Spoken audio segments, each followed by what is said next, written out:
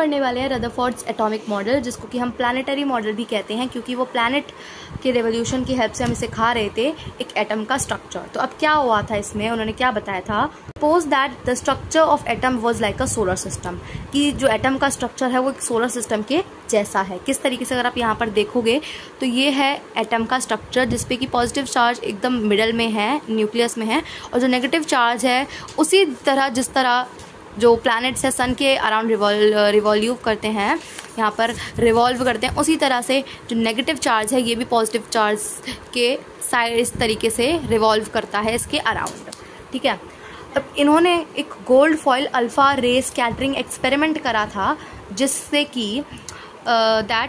जिससे कि उन्होंने प्रूव करा that the positive charge is contained in a small sphere, कि जो पॉजिटिव चार्ज है वो एक स्मॉल स्फेयर में कंटेन्ड है इन द सेंटर में, और स्मॉल स्फेयर को हम न्यूक्लियस कहते हैं।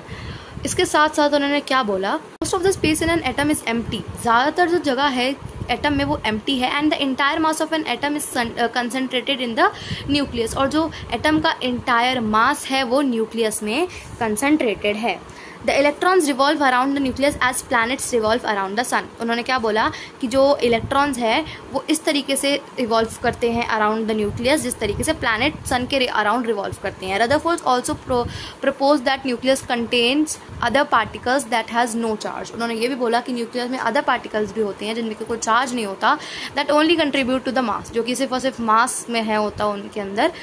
और उनका मास रफली प्रोटॉन्स जितना ही होता है। But he could not explain it's stability, but वो उसकी स्टेबिलिटी को एक्सप्लेन नहीं कर पाए, क्योंकि देखो as when an electrically charge particle जो है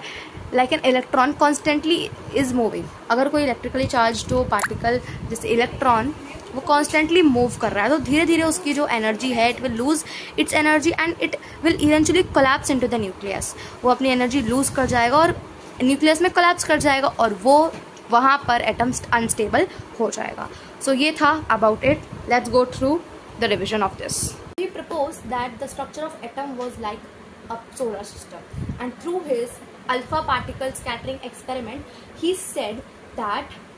the weight or the mass is concentrated in the center, in the nucleus, and most of the space in an atom is empty, and the nucleus revolve around and the electrons revolve around the nucleus in the same way as the planets revolve around the sun. So this was what he proposed, but what he did not